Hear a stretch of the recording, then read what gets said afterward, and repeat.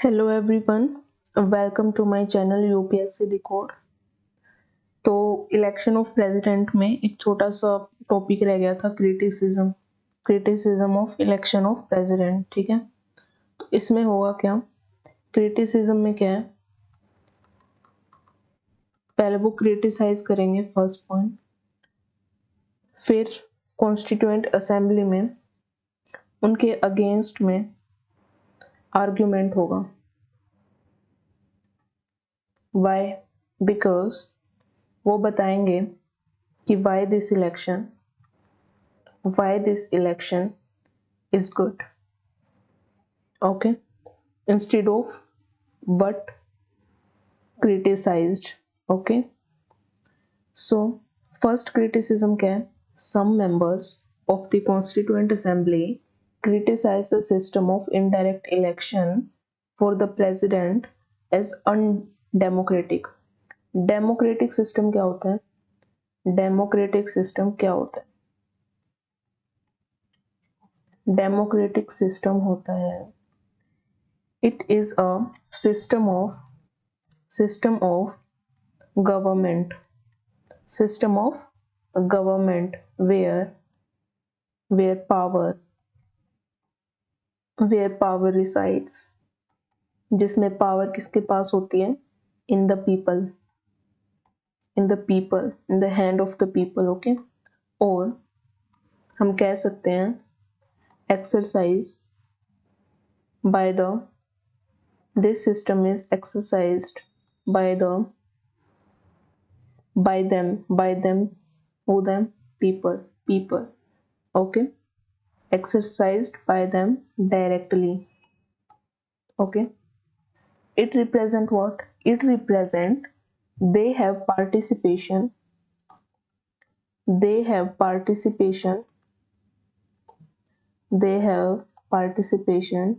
in the decision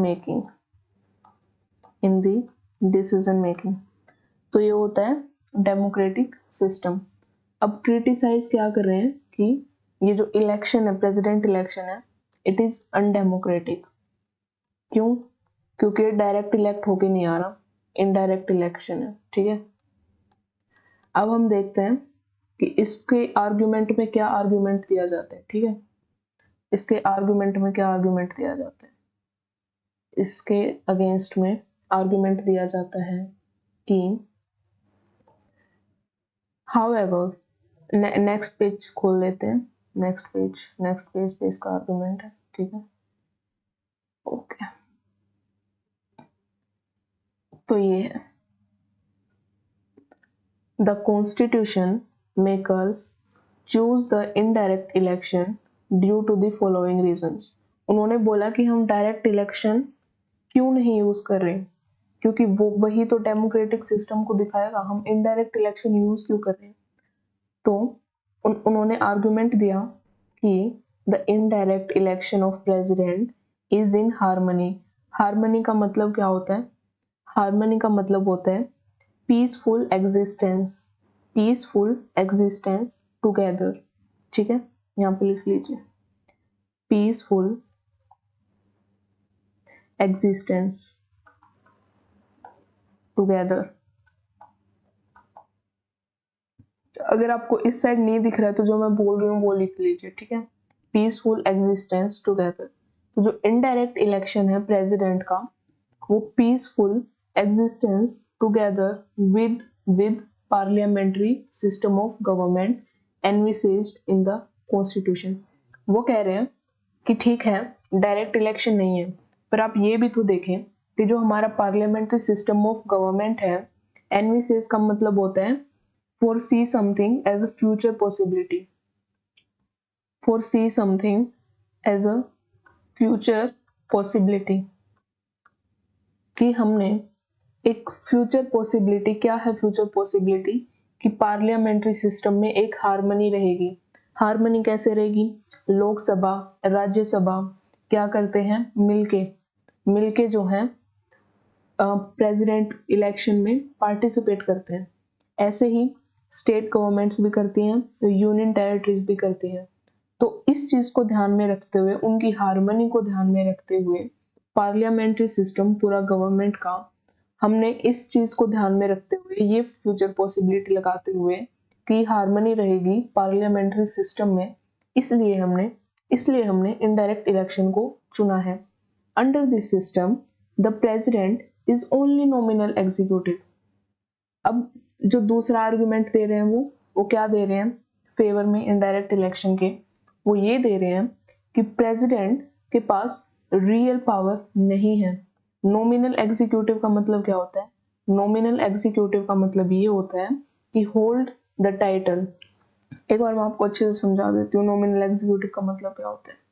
okay, तो ये है नॉमिनल एग्जीक्यूटिव। नॉमिनल एग्जीक्यूटिव क्या होता है? नॉमिनल एग्जीक्यूटिव होता है holds the title, acts as a symbol of,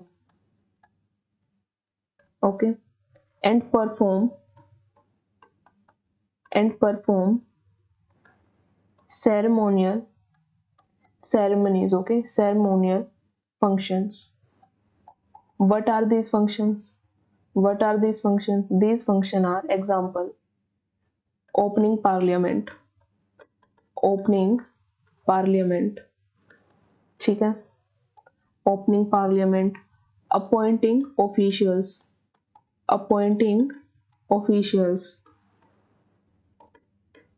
okay, receiving foreign dignitaries,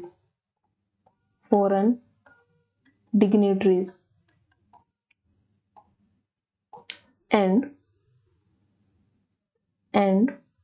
not responsible. President is not responsible. Why? Because president is a nominal executive, so president is not responsible for action. Whatever act president takes, he is not responsible. Action taken, not responsible for action taken by a real executive. Real executive क्या होता है? Real executive होता है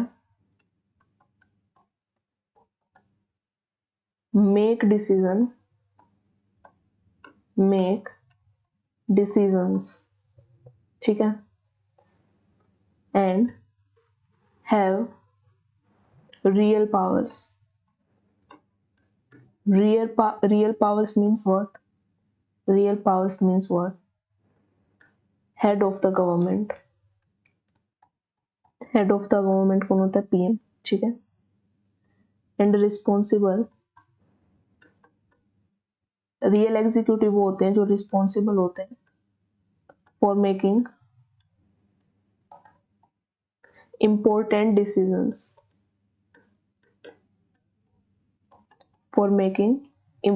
decisions, and exercising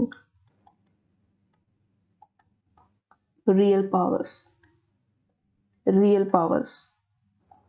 For example, real powers example: implement policies,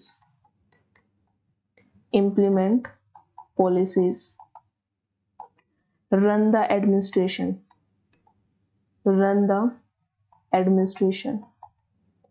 ठीक है, maintain law and order, because they implement policies and also implement laws. Whatever legislature make the laws, real executive execute that, implement that, and run the administration. Okay, so they are the real powers. Nominal executive does not have that. So what power nominal executive have? What power nominal executive have? We will see. President have what type of powers? We will discuss it further. Okay, so ये होता है nominal executive, ये होता है real executive. तो argument क्या है? Argument ये है कि हमने इनडायरेक्ट इलेक्शन इसलिए लिया है because president is only a nominal executive and the real power is vested in the council of ministers headed by the prime minister. Executive में क्या होता है? काउंसिल ऑफ मिनिस्टर्स होते हैं और उनको हेड कौन करता है? Prime minister. Council of minister for example finance minister, law minister, तो they are the ministers. Ministries के जो हेड होते हैं, अलग अलग मिनिस्ट्रीज होती हैं, तो उनमें काउंसिल ऑफ मिनिस्टर्स होते हैं और उनको हेड कौन करता है? Prime minister. उनके पास रियल पावर होती है, गवर्नमेंट वो होल्ड करते हैं लोकसभा में जिसके एब्सोल्यूट मेजोरिटी होती है। उनसे निकल के जो है अलग अलग मिनिस्टर बनाए जाते हैं और उनको हेड करते हैं prime minister. It would have been anomalous. Anomalous का क्या मतलब होता है? इसका मतलब होता है different from what is normal. Different from what is normal. Different from what is normal. ठीक है। Have been different from what is normal to have the president elected directly by the people। अगर हम president को directly elect करेंगे तो ये अलग होगा नॉर्मल से, क्योंकि नॉर्मल जो चीज़ है वो ये कहती है जिसके पास रियल पावर होगी सिर्फ वही डायरेक्ट इलेक्शन में आएगा, जिसके पास रियल पावर नहीं होगी, नॉमिनल पावर होगी। नॉमिनल मतलब जिसके पास सेरेमोनियल फंक्शंस और अदर पावर्स जो हम आगे डिस्कस करेंगे, तो वो इनडायरेक्ट इलेक्शन करके ही प्रेसिडेंट बनेगा और एक नॉमिनल एग्जीक्यूटिव के रूप में आएंगे। तो ये एक, अगर हम प्रेसिडेंट को डायरेक्ट इलेक्शन करवाते हैं तो वो डिफरेंट होगा, जो कि नॉर्मल नहीं है। And not give him any real power, कि हमने डायरेक्ट इलेक्शन भी करवा दिया और उसको रियल पावर भी नहीं दी, which is not okay, which is not normal. Okay, so ये है जो आर्ग्यूमेंट दिए गए हैं इनडायरेक्ट इलेक्शन के फेवर में कि डायरेक्ट इलेक्शन क्यों नहीं है। दूसरा जो फेवर है वो ये दिया गया है कि direct election of president would have been very costly, बहुत कॉस्टली हो सकता है। ओके, कि हर स्टेट में, हर टेरिटरीज में इलेक्शन करवाने पड़ेंगे, टाइम भी कंज्यूम होगा, एनर्जी भी कंज्यूम होगी due to vast size of electorate, lot of territories, हर स्टेट की टेरिटरीज होती हैं अलग अलग, फिर उनमें इलेक्शन करवाना, तो it is very energy consuming और उसके पास रियल पावर भी नहीं है प्रेसिडेंट के पास, और ये करवाना बहुत ही कॉस्टली हो जाएगा, टाइम कंज्यूमिंग हो जाएगा, एनर्जी कंज्यूमिंग हो जाएगा। This is unwarranted. अनवारंटेड का मतलब होता है अनरीजनेबल, कोई रीजन नहीं है इसका करवाने का। अगर हम ये करवाते हैं तो ये एक अनरीजनेबल चीज है जिसके पीछे एक अच्छा रीजन नहीं है। कीपिंग इन व्यू, इस चीज को ध्यान में रखते हुए, ही और she is only a symbolic head. ठीक है, वो सिंबॉलिक हेड है। Symbolic head of what? Unity, integrity and solidarity, ये हम पढ़ चुके हैं। Okay, symbolic head also what president do? ceremonial function। okay, other powers we will discuss in further। आगे चलते हैं। जो सेकंड वो आता है क्रिटिसिज्म आता है। सेकंड क्रिटिसिज्म ये है, some members of constituent assembly suggested that president should be elected by the members of two house of parliament, should elected by the member of two house of parliament alone। वो कह रहे हैं सिर्फ Rajya Sabha and Lok Sabha, बस इनको ही election में रखो। आपने स्टेट को क्यों रखा है, यूनियन टेरिटरी को क्यों रखा है?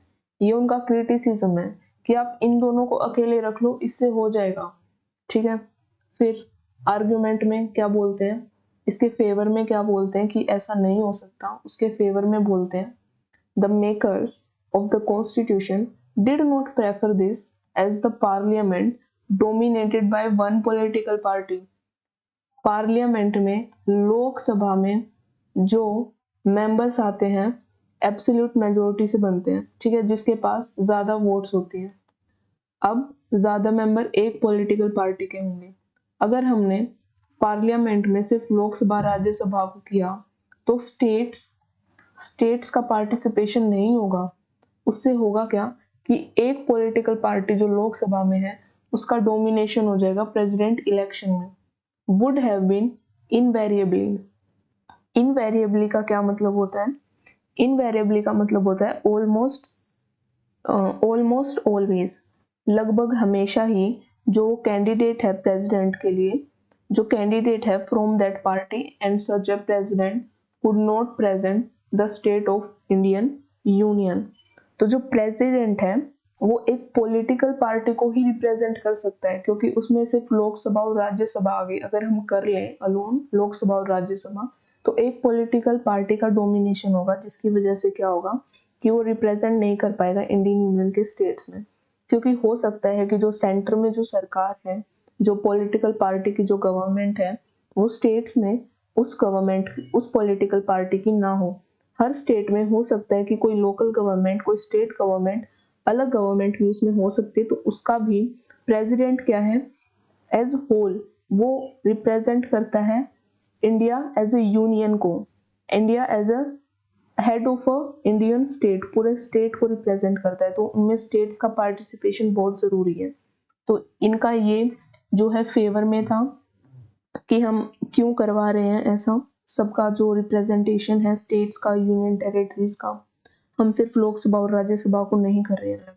दो क्रिटिसिज्म आए हैं, एक तो कि डायरेक्ट इलेक्शन होना चाहिए, दूसरा बोल रहे हैं कि राज्यसभा एंड लोकसभा को अलोन कर देना चाहिए। उनके फेवर में हमने चीजें पढ़ी कि नहीं ऐसा नहीं होगा, और हमने रीजन भी पढ़ा उसके पीछे क्यों नहीं होगा। ठीक है, the present system makes the president a representative of the union and states equally. Okay, अब हम चलते हैं आगे।